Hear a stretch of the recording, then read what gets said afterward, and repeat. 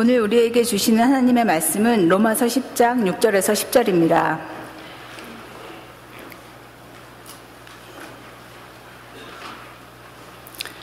믿음으로 말미암는 의인은 이같이 말하되 내 마음에 누가 하늘에 올라가겠느냐 하지 말라 하니 올라가겠느냐 함은 그리스도를 모셔 내리려는 것이요 혹은 누가 무저갱에 내려가겠느냐 하지 말라 하니 내려가겠느냐 함은 그리스도를 죽은 자 가운데서 모셔 올리려는 것이라.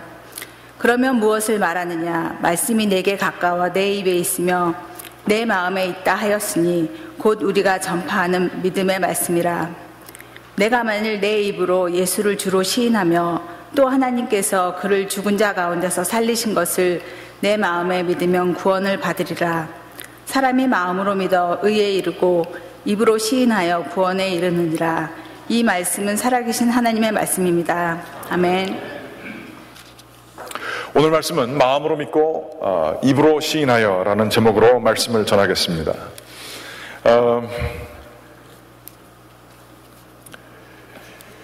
오늘 이 말씀은 상당히 많은 기독교의 문화 형태 그리고 기독교의 복음 전도의 형태를 좌우하는 말씀이라 볼 수가 있습니다.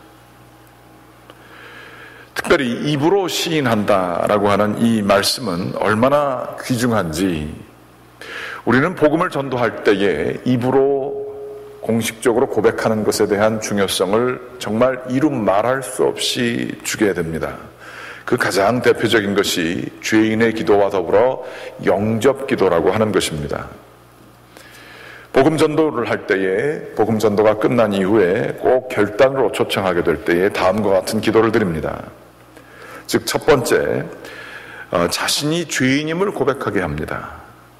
하나님의 도우심이 없이는 힘든 얘기죠. 두 번째로는 스스로의 힘으로는 자신을 구원할 수 없는 것을 겸허히 인정하게 합니다. 그리고 세 번째로는 예수님이 자신의 죄를 위해서 십자가에서 돌아가셨고 부활하셨음을 선포하고 그분의 도우심으로 나의 죄가 씻겨지고 내가 구원받을 수 있으며 그분이 그러므로 우리의 구세주가 됨을 영접하라고 권면합니다. 그걸 따라하게 시키지요. 그리고 마지막으로 영접을 하고 난 다음에 선포를 합니다. 당신은 이제 예수 그리스도를 영접했으니 구원받았습니다. 앞으로 혹시 그 사실이 의심스럽다 할지라도 입으로 시인해서, 오늘 말씀이죠, 고백했기 때문에 당신은 구원받았습니다. 그 확신을 잊지 마십시오 라고 얘기를 합니다. 아주 간단한 형태의 복음 전도, 이것은 많은 그 부흥의 집회 때 끝날 때도 하기도 하고요. 아니면 또 그 대규모 부흥 집회, 전도 집회를 통해서 선포되어지는 것이기도 합니다. 심지어 요즘에는 TV에서 말씀이 선포가 끝난 다음에 TV 시청자들을 보면서 복음 전도자들이 이런 얘기를 합니다. 이 놀라운 영접 기도와 죄인의 기도는 그런데 많은 사람들에게 좀 미심쩍게 하는 마음을 주게 합니다. 내가 이게 믿는 게 확실하지가 않은데, 비슷하고 뭐 좀 느끼는 것 같긴 하는데 뭐 이런 거 한다고 뭐가 정말 구원받는 건가, 이런 생각을 들게 하면서 하는 사람도 굉장히 어색하게 만들기도 하지요. 어떤 사람들은 이 영접 기도한 날을, 날짜를 기록하면서 이것이 구원받은 확실한 날이라고 얘기를 하기도 합니다. 여기에 한 두 가지 정도의 생각이 가능합니다. 첫째는 이 형식이 내용을 좌우할 수 있다는 얘기입니다. 우리가 별로 기분이 그렇진 않지만 의도적으로 사람을 만났을 때 굉장히 반겨하면서 만날 수 있습니다. 정말로 반가워서가 아니라 정말 반기고자 내가 한다라는 마음으로 할 수 있습니다. 사람을 만나서 짧은 목례를 할 수도 있지만 의식적으로 나아가서 악수를 하고 허그를 하고 환영을 해줄 수가 있습니다. 그런데 놀라운 것은 형식이, 우리 사람들은 형식만이다 그렇게 얘기하는데 형식의 중요성에 대해서 우리들이 모를 때가 너무 많아요. 형식을 잘 따르게 되다 보면 그 내용이 바뀌게 되는 경우가 참 많이 있는 겁니다. 예비군 옷을 입으면 사람 속이 예비군이 된 것처럼 행동하지요. 그러나 장교의 옷을 입고 그러한 그 부름을 주게 되면 그 사람이 장교처럼 행동하게 되는 일들도 있게 되는 것입니다. 내용과 형식, 그것이 우리 이 형식의 중요성에 대해서 참 모를 때가 있어요. 그러므로 이 입으로 고백하는 것의 형식, 확실하지 않은데, 이게 안에서부터 나오지 않는데 말로만 하는 게 뭔 소용이 있겠느냐 얘기를 하는데, 그렇지 않습니다. 이 언어로 고백하고 표현하는 이 자체가 나를 규정할 수가 있기 때문에 이 영적 기도, 죄인의 기도, 이것은 매우 중요한 형태의 기도고, 그때서부터 구원의 여정이 시작할 수 있는 것입니다. 그런데 두 번째로는 그 영접의 기도가 구원의 확신이고 그것이 구원의 시작이고 끝인 것처럼 이해하는 문화는 굉장히 위험하고 성경적이지 않으며, 또한 역사적으로도 그렇게 기독교 역사에 그러한 전도를 저희가 한 적이 없어요. 이건 굉장히 최신 이 기독교 문화와 복음 전도의 형태입니다. 기독교의 교리, 그 예수 그리스도가 우리를 죄인이고 예수 그리스도가 우리를 죄에서 구원하신다라고 하는 것에 동의하기만 하면, 머리로서 교리로서 동의하는 형식 절차를 가지기만 하면 구원이 됐다고 하는 지적인 동의가 그 사람의 전인적인 삶을 다 책임지는 것처럼 이야기하는 이 내용은 굉장히 그 모든 사람들이 느끼는 이거 아닌데 싶은 느낌을 주는 것이 사실인 것입니다. 바울은 이 말씀을 한 이 기독교의 가장 최신 형태의 복음 전도의 방식의 그 근거를 제공하는, 입으로 시인한다 그러면 구원을 받을 것이다 라고 하는 이 말씀을 하신 바울, 그분의 구원관을 보게 되면 결코 입으로만 시인해서 구원이 확정되었고 그 다음은 자동적으로 구원받은 자로서 어떻게 살든 간에 관계없이 구원의 확신을 가지고 늘 이렇게 살 수 있는 것에 대해서 결코 얘기하지 않으십니다. 구원은 전인적인 사건이며 전 역사적인 사건입니다. 이게 말이 어려워서 그런데요. 구원은 그 순간서부터 날마다 그 신앙의 고백이 돼야 될 뿐만 아니라 열매를 맺어야 하는 과정인 것입니다. 우리는 근데 이것을 쉽게 무시할 때가 있어요. 입으로 시인했지 않냐? 내 마음으로 믿었지 않냐? 그러면 난 구원받았다. 거기서 끝나는 것이 아니라 더 이상의 열매를 맺고 성숙하는 데에 이 말씀을 빌미로 삼고 합리화시켜서 나는 적어도 육신적으로는 그렇게 내가 더 나아가지 못하고 성숙하지 못하지만 내가 고백했고 마음으로 믿었고 입으로 시인했기 때문에 내 구원은 확실하다. 지적인 동의를 내가 확실히 했기 때문에 확실한 거다. 그리고 마음에 편안함을 줍니다. 그리고 더 성장하지 않게 하는 데에 이 말씀이 사용되어진 경우가 참 많았다는 거예요.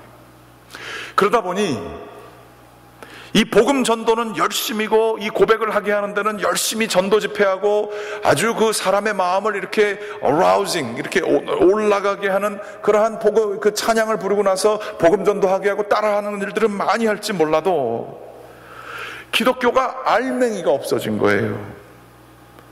저는 한국 기독교의 참 문제가 바로 이 오늘 성경 구절 로마서 10장 10절을 잘못 이해하는 데에서도 기인되어 있다고 생각합니다.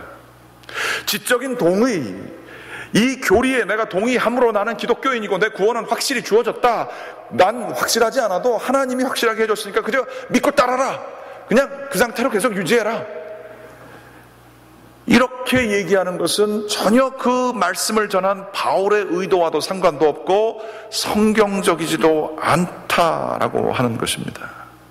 하나님의 구원은 인간이 어떻게 할 수 있는 것도 아니고 우리의 행위에 따른 것도 아닙니다. 하나님께서 시작하시고 하나님께서 계속하시는 구원인 것이 사실입니다.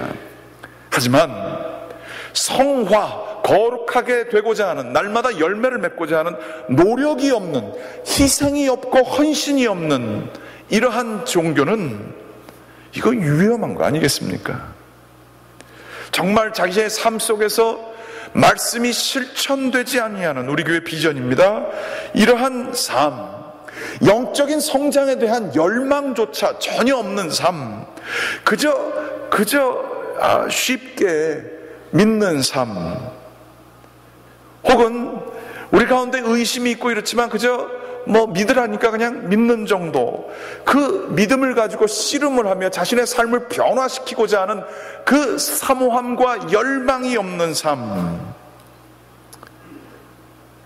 이런 것들이 우리의 영적인 심각한 위기를 제공해 준다라고 하는 것입니다.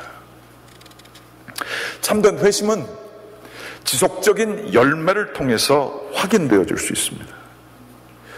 예수님께서 씨앗의 비유에서 말씀하신 것처럼 돌짝반이나 길가 혹은 가시덤불에 떨어진 씨앗들은 더 이상 자라지 못하고 30배, 60배, 100배의 열매들을 맺지 못하는 경우처럼 입술로만 드려진 이 신앙의 고백, 이것은 우리 가운데 성장을 못 시킨다고 한다면 심각한 문제가 있는 거예요. 오늘 말씀이 우리의 영적인 성장에 대한 사모함을 없게 하고 열매가 없게 하는 데에 잘못 합리화시키는 성경 구절로 사용된다면 이것은 성경을 잘못 본 것이다 하는 것입니다. 우리는 죄의 권세에서 끊임없이 구원받아야 하고 끊임없이 영적으로 깨어있고 끊임없이 회개하며 날마다 더 거룩하게 성장해야 되는 사명을 받은 자들입니다. 그런데 기억할 것은 이것이 우리의 힘으로 되는 게 아닙니다. 내 의지로 되는 게 아닙니다. 성경에서 빌립보서 1장 6절에는 이런 말씀이 쓰여져 있습니다. 너희 안에서 착한 일을 시작하신 이가 그리스도의 예수의 날까지 이루실 줄을 우리는 확신하노라. 구원도 주신 게 하나님이시고요, 구원을 우리 가운데서 이루고자 계속 우리를 그분의 열심과 그분의 성실하심으로 우리에게 말씀을 들려주시고 우리가 평상시에는 귀를 꽉 막고 살고 있어요. 너무 바쁘니까 인간적인 생각에 꽉 막혀서 내 생각이 바뀌지 않아요. 그런데 우리가 말랑말랑해질 때가 있습니다. 어렵거나 힘들거나 내가 나 자신을 신뢰하지 못할 때가 있어요. 아니면 굉장히 어려운 상황 속에서 어찌할 바를 모를 때에, 그때에 하나님의 음성이 들릴 수 있는 그 옥토밭이 되기도 합니다. 하나님께서는 끊임없이 우리에게 말씀해주고 계세요. 끊임없이 그의 신실하심과 그 열정으로 우리가 그분의 말씀에 따라 변화되기를 기다리시는 그분이 우리가 예수 그리스도의 끝날 심판날에까지 그분의 음성을 듣고 변화하시게 되기를 이 바울 선생님은 자기는 확신한다 라고 하며 우리 하나님의 신실함을 찬양하고 있는 것입니다. 오늘 말씀 같이 한번 보도록 하겠습니다. 9절과 10절 말씀 같이 한번 읽어보겠습니다. 내가 만일 내 입으로 예수를 주로 시인하며 또 하나님께서 그를 죽은 자 가운데에서 살리신 것을 내 마음에 믿으면 구원을 얻으리라. 사람이 마음으로 믿어 의에 이르고 입으로 시인하여 구원에 이르느니라. 아멘. 여기서 10절 말씀에 있는 마음으로 믿어 의에 이르고, 마음으로 믿으면, 9절 말씀에 마음에 믿으면 구원을 받으리라 라는 말씀이 있습니다. 여기서 이 말씀을 조금 묵상해 보게 되기를 원합니다. 사람은 지정의로 나눠져 있다고 얘기를 합니다. 지식과 의지와 감정을 가진 이것이 바로 사람이라고 합니다. 성경에서 얘기하는 이 마음, 여기서 얘기하는 이 마음이라고 하는 단어는 지정의, 이 세 개를 다 아우르며 그 밑에 놓여진 그 가장 인간의 핵심이며 본질이며 중심되는 것을 일컬어서 마음이라고 합니다. 마음이 한국말로는 잘못 해석되면 감정적인 것을 마음이라고 하기도 쉽고요, 또는 때로는 한국말로서는 사람의 마음이 중요해라고 하며 정신적인 부분을 얘기하는 경우도 있습니다. 그러나 성경적인 이 마음이라고 하는 것은 그 밑에 더 밑에 깔린 사람의 인격 전체를 관장하고 있는 통제센터, 그것을 마음이라고 성경은 얘기하는 것입니다. 그 전심으로 진심으로 주님을 믿는 것, 그것이 마음으로 믿는다라고 하는 얘기입니다. 그러면 뭘 믿습니까? 말씀하신 것처럼 여기 9절 말씀에 있는 것처럼 그리스도는 죽은 자 가운데에서 부활을 하셨는데 그것을 하나님께서 하셨다. 즉 다시 말하자면 그리스도 예수는 구세주이시다. 죽음의 권세에 놓여지지 아니하시는 생명의 주인이시다. 이걸 믿는 것입니다. 뿐만 아니라 하나님께서는 창조주이시다. 또한 우리 삼위일체 하나님께서는 역사를 주관하시고 우주를 주관하시는 참된 주권자이시다. 이런 것들을 믿는 게 믿는 겁니다. 모든 사람들의 그 일시적인 삶이 아니라 영원한 생명, 영원한 운명을 결정하시는 분도 바로 그분이시다.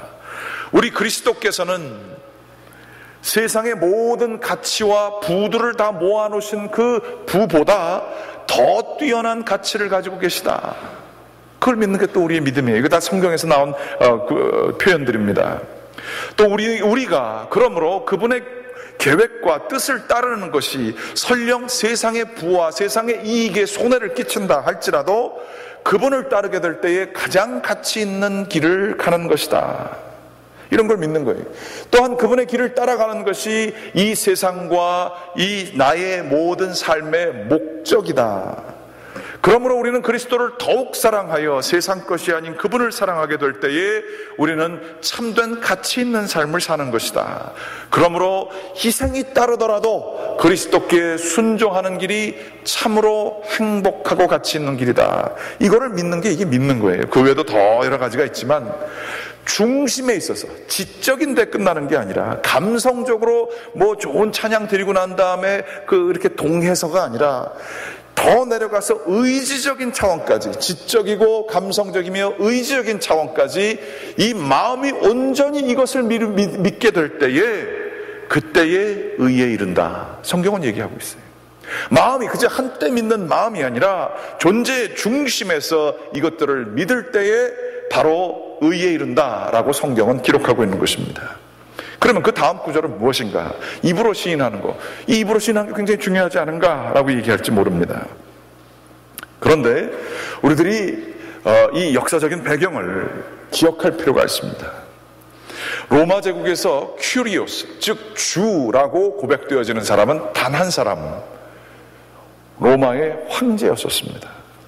그런데 로마의 황제가 아니라 예수 그리스도를 주라고 일컫는 것은 사회 반역적인 행위였습니다.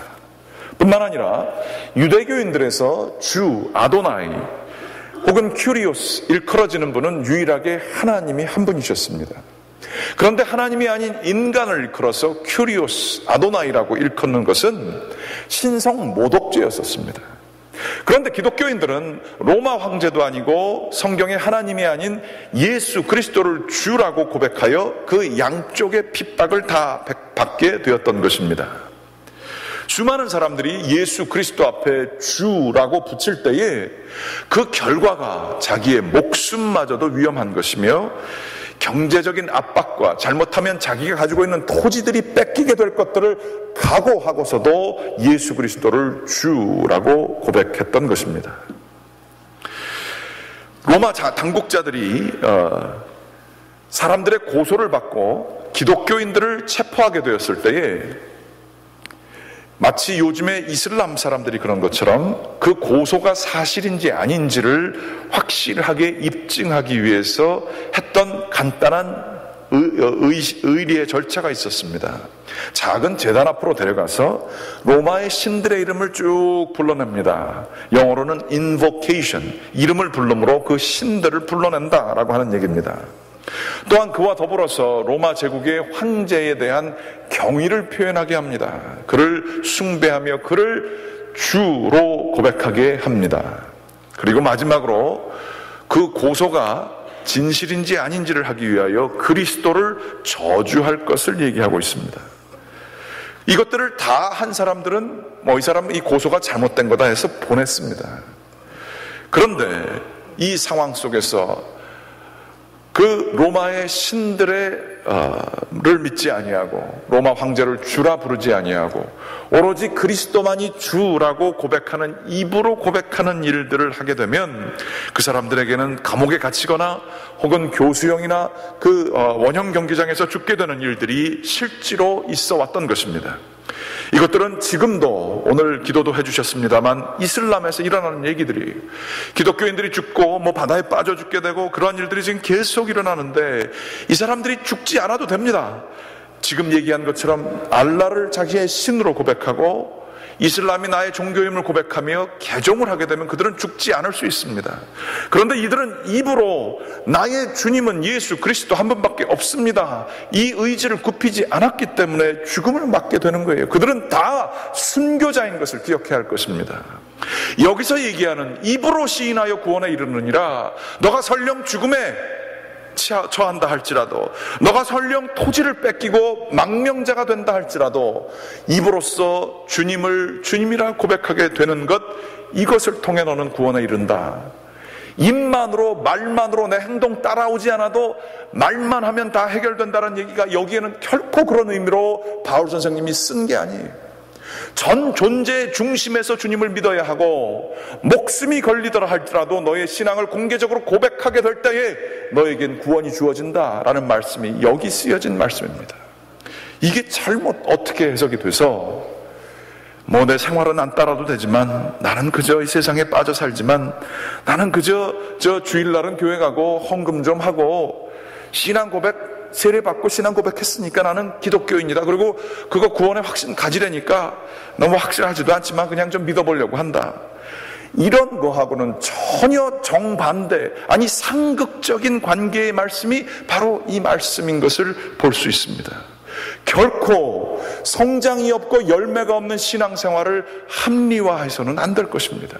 우리의 연약함을 고백하고 우리의 연약함 가운데서 주님 저를 도와주셔서 제 삶이 더욱더 그리스도를 드러내고 거룩한 삶을 살 수 있도록 도와주시옵소서라고 하는 더 큰 열망을 가지며 기도를 해야지, 주님 나는 못하지만 주님께서 오직 믿음으로 만나 믿음은 있으니까 행위는 못 따라도 믿음이 있으니까 다 됩니다 라고 하는 것에 안주하는 형태로의 말씀으로 이것을 오용해서는 안 될 것입니다.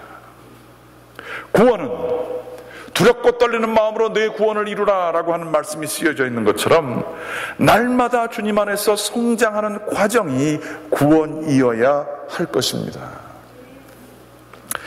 제가 얼마 전에 몇 년 전이죠 벌써 비디오를 하나 클립을 보게 되었습니다. 모티베이셔널 스피커 하시는 분에게 이렇게 그분 통해서 이렇게 보게 된 그러한 비디오였습니다. 영화 자체는 뭐 유명하지도 않은 영화였는데 그 장면이 아주 유명합니다.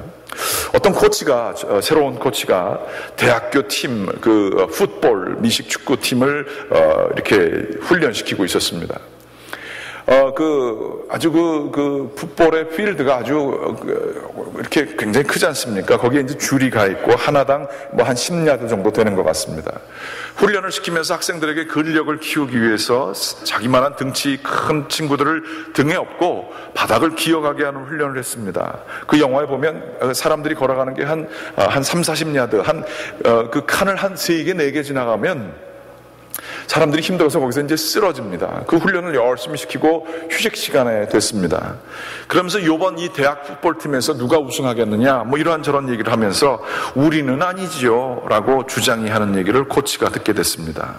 아니 뭐 우리는 뭐 그 중에서 제일 믿을 만한 친구가 주장인데 우리는 안 돼요.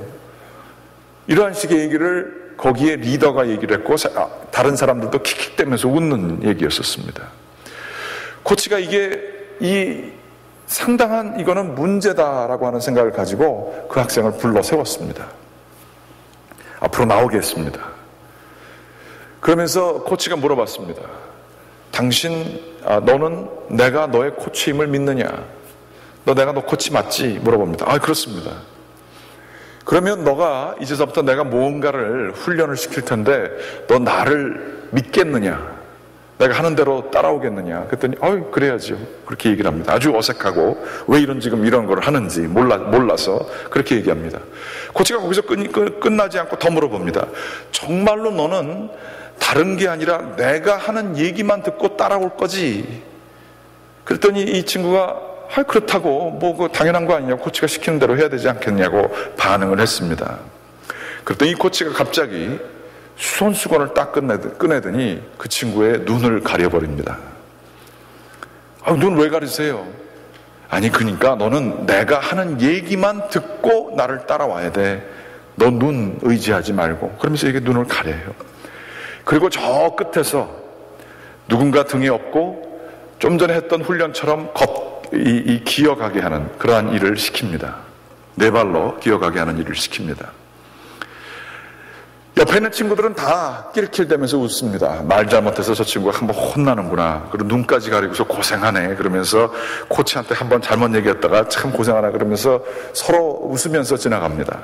그런데 연습 때 했던 한 3칸, 4칸 정도를 지나가서 이제 푹 하고 쓰러져야 되는데, 그러려고 이제 이 친구도 그러려고 그러는데 코치가 그 친구가 이렇게 기어가는 반대쪽에서 자기는 뒷걸음질 치면서 그 친구의 머리 앞에서 소리를 칩니다. 아직 다 오지 않았어. 너는 더 할 수 있어. 넘어질 생각조차 하지 마. 너는 아직 오긴 한참 더 갈 수 있어. 너 가운데는 그런 능력이 더 있어. 라고 얘기를 합니다. 그래서 이 친구가 뭐 눈에 안 보이니까 그러고 계속 따라가는 거예요. 코치는 한 번도 그를 혼자 내버려 두지 않고 계속해서 소리 지릅니다. You can do it. 계속 소리를 치면서 너는 이거를 할 수 있어. 더 갈 수 있어. 그 사람이 힘들어서 도대체 내가 얼마 왔어요? 그러면서 서서 이렇게 쉬고 있습니다. 아직 가려면 더 멀었어. 그냥 너는 따라오기만 해. 계속해서 소리를 칩니다. 너는 나를 따라오기만 해. 내 음성을 듣기만 해. 너는 더 할 수 있어. 더 할 수 있어. 그러면서 사람들, 그 친구를 이끌어갑니다. 맨 처음엔 킬킬 걷던 친구들이 그가 5칸, 6칸, 10칸을 넘어가게 되자 놀래서 일어나게 됩니다. 코치는 끊임없이 더 소리를 치며 그 학생 앞에서 열심으로, 신실함으로 자신이 직접 하는 것처럼 그 학생에게 토해내며 너는 할 수 있어 라고 외치게 됩니다. 결국에는 그 학생이 평상시에 눈 뜨고는 할 수 없었던 그 풋볼 필드에 처음서부터 끝까지를 완주하게 되었습니다. 그 팀이 어떻게 됐을까요? 자신들의 한계를 자신이 정해버리고 더 나아가지 못하는, 그리고 그것을 합리화하고 이 풋볼팀에 뭐 투자도 안 하고 더 실력 있는 사람들을 부르는 것도 아니고 그저 그렇게 사는 것이 그 팀의 운명인 것처럼 생각하고 있는 그들에게, 그 리더에게 이 코치의 너는 내 음성만 따라 라고 하는 음성이 이런 변화를 이끌어줄 수 있었음에 이들은 완전히 변한 팀이 되었습니다. 저는 이걸 보면서 저 자신을 거기다 대입해 봤어요. 그러면서 뭐가 문제인가? 제 삶에 있어서 그리스도를 닮아가는데 뭐가 문제인가 생각해 보니까 제가 눈을 안 가리고 있더라고요. 눈 뜨고 신앙생활 하더라고요. 세상 보여지는 기준이 어느새 내 기준이 돼버렸더라고요. 남들이 나보다 좀 뒤에 오는 것 같고 내가 앞에 가는 것 같으면 그걸로 행복해합니다. 나 이만큼 잘했지. 코치의 음성이 아니라 내 눈을 의지하고 내 감각을 의지합니다. 남들이 나보다 앞에 가면 내 인생은 왜 이럴까? 난 왜 이거밖에 못할까? 스스로를 실패자로 규정하는, 눈 뜨고 코치의 말을 듣지 아니하는 저 자신을 발견했습니다. 그러면서 제가 정말 기도합니다. 그리고 우리 교인들을 위해서도 정말 기도합니다. 저희가 교회들 요즘에 무너진다고 해서 저희 자체도 능력이 없고 기독교가 마치 능력이 없고 하나님의 말씀이 능력이 없는 것처럼 생각하는 그러한 어리석음을 범치 않게 도와주시옵소서. 하나님의 말씀에는 능력이 있고 사람을 살리셨고 죽은 자를 살리신 그 말씀이 지금도 살아서 역사함을 제가 믿게 하여 주시옵소서. 하나님, 주님을 믿고 주님을 따르게 되면 인간의 한계를 뛰어넘어 갈 수 있는 능력이 하나님 음성에 들어있는데 내 생각에 눈 가리개로 가리게 도와주시옵소서. 그리고 기도합니다. 신앙생활하는 게 다 이런 거지, 뭐 다 그렇지, 교회 믿을 게 어딨어, 지도자가 믿을 사람이 어딨어, 다 이렇게 사는 거지라고 하는 철저한 회의주의가 이 이민사회를 완전히 지배하고 있을 때에도 우리의 눈을 떴기 때문에, 우리의 귀를 떴기 때문에 우리가 그런 상황 속에서도 우리는 하나님의 음성만을 들어야 할 것입니다. 입으로 고백하고 마음으로 믿어서 온전히 주님이 주권을 가지고 계심을 우리들이 따라가게 될 때에, 제가 이거 정말로 이게 막 패션이 나와서 이렇게 소리를 지릅니다. 용서하십시오. 그때 하나님은 우리에게 놀라운 일을 역사를 하십니다. 우리 능력이 있어서가 아니고요, 우리가 잘나서 의지력이 있어서도 아니고요, 갈보리 교회가 특별해서도 아니고요, 세상에는 눈을 이게 가려야, 그래야 주님의 음성이 더 들리게 되는 것 같아요. 눈 뜨고 사는 사람들이 얼마나 많은지 신앙생활할 때 말씀은 가까이 듣지도 않아요. 말씀 보는 일이 없어요. 하나님 앞에서 회개하는 일이 없어요. 내 생각이 더 중요해요. 내 느낌이 더 중요해요. 주님의 말씀에 완전히 순종하는 믿음이 없어요. 우리의 이 무능력은요, 눈을 뜨고 있어서 그런 것 같습니다. 지난주 수요일날 카일 윌슨 선교사님께서 오셨습니다. 저 그분 굉장히 좋아합니다. 그분의 이름이 한국분이신데 카일 윌슨인 까닭은 그가 어렸을 때 버림을 받아서 입양아가 됐기 때문에 그렇습니다. 그런데 이분이 그 미국 부모에게 반항을 하고 어린 나이에 가출을 하고요, 군대에 들어가고, 그런데 머리가 좋아서 교육도 잘 받고 다 잘합니다. 그러면서도 한국 사람들을 싫어하다가 어떤 교회에 자기가 이제 그 결혼하게 될 때 한국 여자를 만나서 거기서 이제 예수를 믿게 됐어요. 그리고선 신학교를 가고 하나님을 믿으면서 자기 존재에 있어서 다른 사람은 느끼지 못하는 그러한 은혜를 받았다고 고백을 하시더라고요. 하나님이 아버지라는 거예요. 자기 아버지가 누군지도 모르고 미국 사람이 아버지도 아닌데 내가 나인 까닭은 하나님이 나의 아버지가 되시고 자기는 하나님의 아들이라는 거예요. 그게 우리가 그냥 대충 듣는 정도가 아니라 이분은 선명하게 들릴 수밖에 없는 상황이었고 그렇게 들으셨나 봐요. 그러면서 인생이 이렇게 바뀌기 시작했습니다. 신학을 하고 목회자가 되고 중고등부 전도사가 돼서 중고등부 아이들을 했는데 열정적이고 아주 열성이 있으신 분이세요. 머리도 좋으시고. 그래서 아이들을 막 부흥을 시켰대요. 근데 그러다 보니까 자기 말로 하는 얘기예요. 자기가 교만해져서 교회 장로님들이나 교회에서 이렇게 하는 얘기들이, 그런 얘기들이 싫어가지고 자꾸 뭐라고 그러고 아니라고 그러고 이렇게 좀 대들었나 봐요. 그리고 중고등부 좀 한다고 자꾸만 교회 지도자들하고 부딪히니까 교회에서 그분을 갑자기 당신 중고등부 전사 이제 교만하고 더 큰 뜻을 가지고 멕시코로 선교 나가라. 그래서 천불 주기로 하고 사람을 보내기로 했답니다. 안 가도 되는데 기도하다가 그게 주님 뜻이려니 하고서는 멕시코로 갔다는 거예요. 멕시코로 가가지고 선교를 해야겠다 생각을 하는데 자기를 파송한 교회에서 교회가 분열이 돼서 문제가 돼가지고 교인들이 다 많이 떠나게 됐답니다. 1000불 주기로 약속해놓고서는 50불을 주기 시작했대요. 한 달에. 반값만 80불인데 이거 가지고 살 수가 없더래요. 선교고 뭐고 이건 죽으라는 얘기들이에요. 한번 생각해 보세요. 한국 사람 부모에 의해서 버려졌는데 그러다가 이제는 한국 교회에 의해서 이쪽으로 아주 그냥 힘든 선교지로 갔는데 돈도 인지 안 오는 또 버림을 당한 거예요. 얼마나 화가 나겠어요. 한국 사람 보면은. 평생 자기는 한국 교회하고는 이제 상관하지 않겠다. 그렇지만 그때의 그를 붙들어준 게 믿음이었어요. 내 아버지 하나님은 부자시다.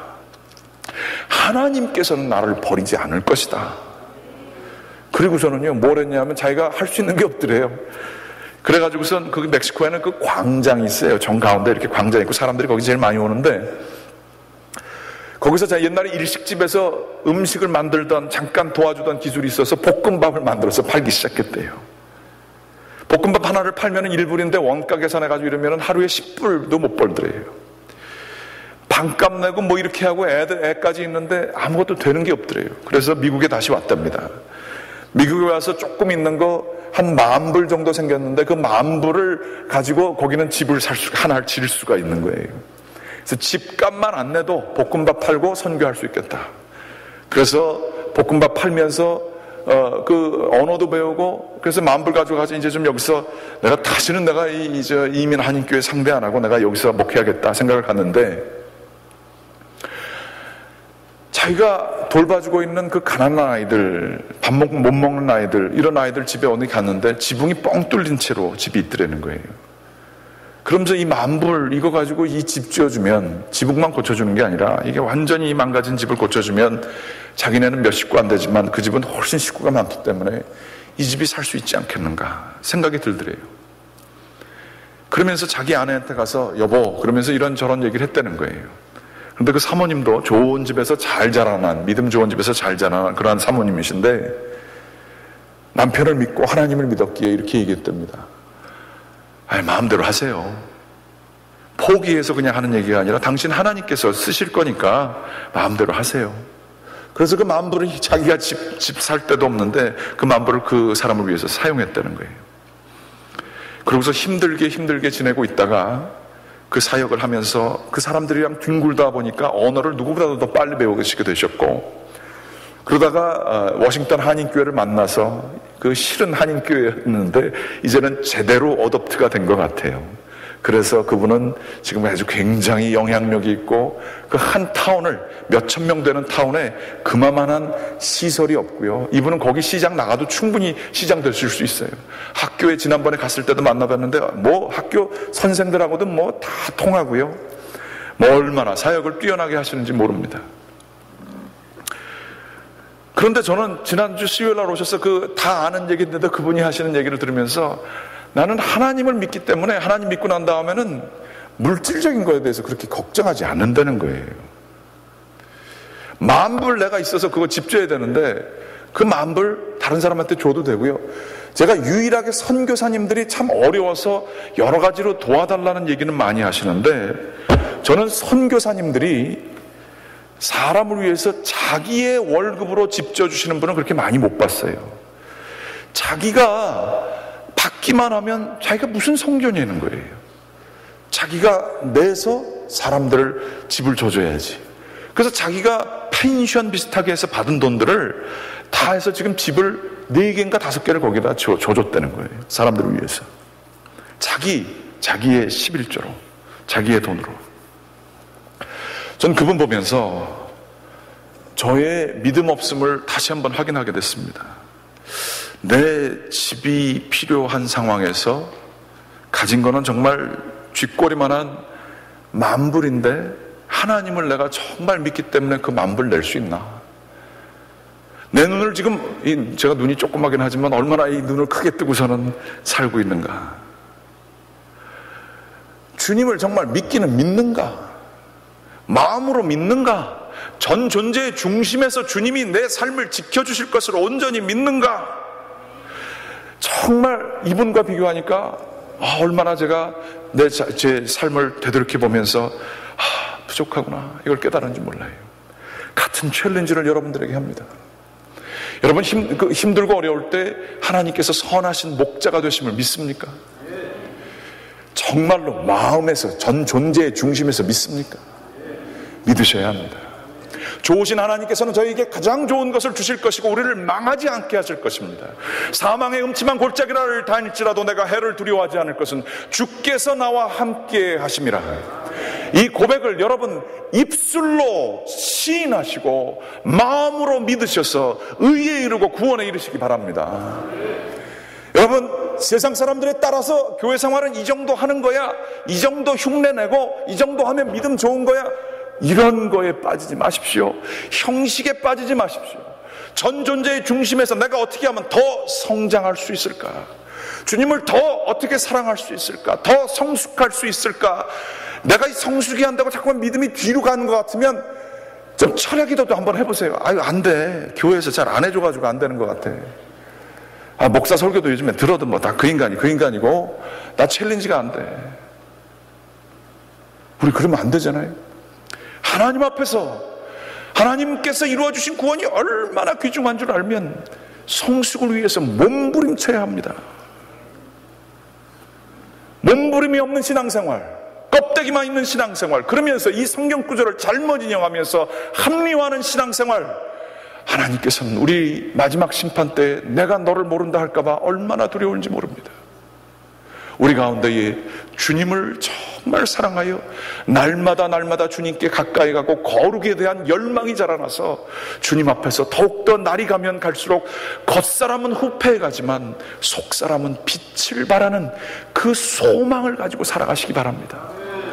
펜션머니를 얼만큼 더 늘릴까, 은퇴하고 어떻게 좀 더 잘 살까, 그것에 맞춰서 내 시간을 쓰고 돈을 쓰고 이것이 내 인생의 속생각이고 마음을 다 쓰는 것이 아니라 내 인생에서 어떻게 하면 더 주님을 더 닮을 수 있을까가 우리의 목적이 되기를, 구원의 과정이 되기를 주님의 이름으로 간절히 축원하며 말씀을 전합니다.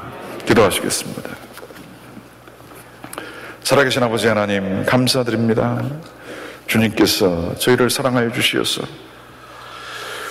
이렇게 불러주셨습니다. 이 구원의 기쁨, 구원의 놀라운 소식을 저희들 받았습니다. 주님, 그러나 저희들은 주님 앞에 아직도 눈뜨고 신앙생활합니다. 주여, 흉내만 내면서 살 때가 얼마나 많은지요. 주님을 믿는다 하면서도 정말로 세상적인 생각만을 가지고 살아가는 저희들의 연약한 모습을 불쌍히 여겨 주시옵소서. 아버지 하나님, 저희의 신앙이 날이 가면 갈수록 더욱더 성숙한 것이 될 수 있도록 인도하여 주시옵소서. 아버지 하나님께서 함께 도와주실 것을 믿고 감사드리며 이 모든 말씀 예수 그리스도의 이름으로 기도드렸습니다. 아멘. 다 같이 일어나셔서